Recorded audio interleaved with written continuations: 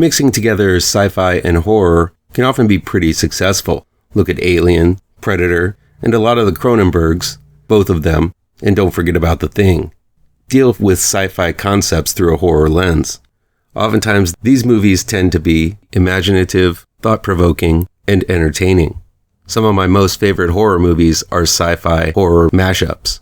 And then there's Ash. Ash. Ash. Ash. Ash. Ash. Ash. Compromising, enterprising, anything but tranquilizing. Right on. Ash. Ash is new streaming on Shudder from RLJE Films and XYZ Films. It's directed by Flying Lotus and written by Jonni Remmler.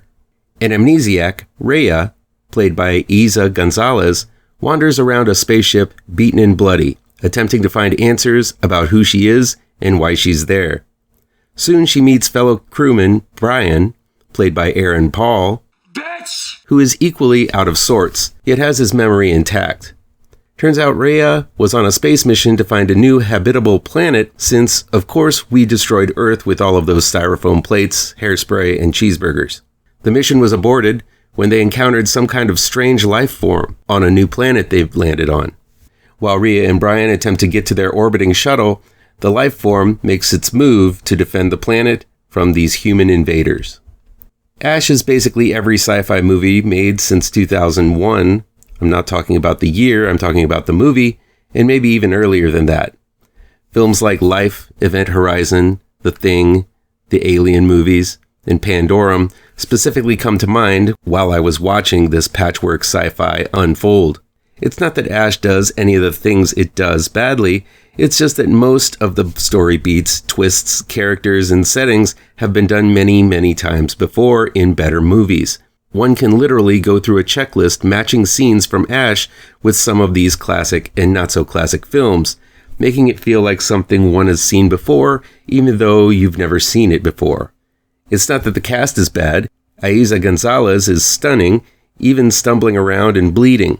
Her little pixie haircut and skin-tight spacesuit makes it all the more appealing to see her wander around the damaged space vessel. Even beyond the looks, Gonzalez is able to carry the movie on her own, though it is hard to imagine that this little gal being able to take on men twice her size and winning.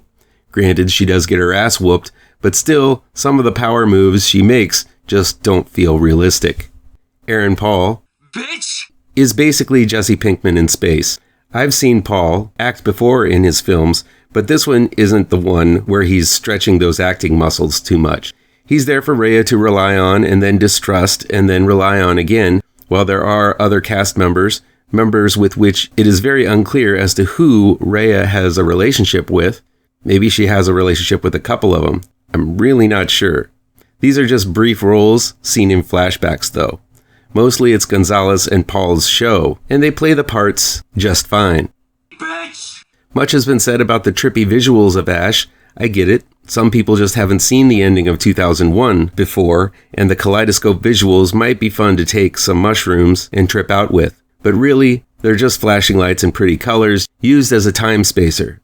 About 1 hour in, I felt the movie reached a logical conclusion, but the film goes on, using those trippy visuals as padding to make Ash feature length. Director Flying Lotus made an appearance as one of the crew members in Ash. They also directed one of the less interesting and rather confusing segments in the last VHS Beyond. As with that segment, everything looks pretty and dreamlike, but the story is either secondary or never broached at all.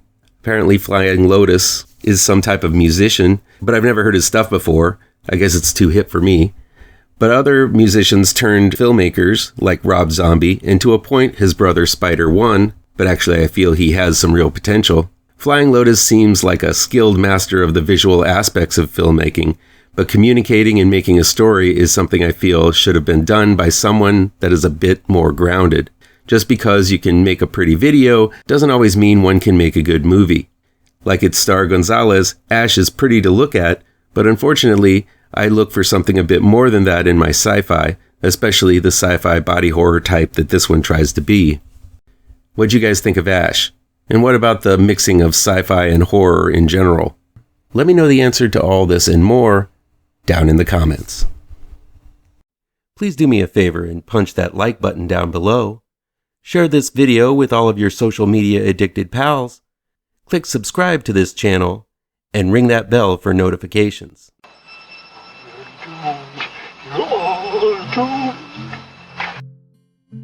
You're doomed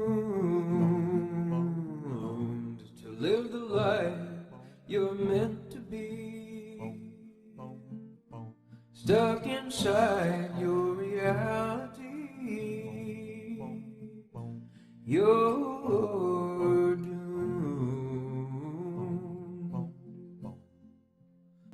Oh, you're doomed. You're doomed.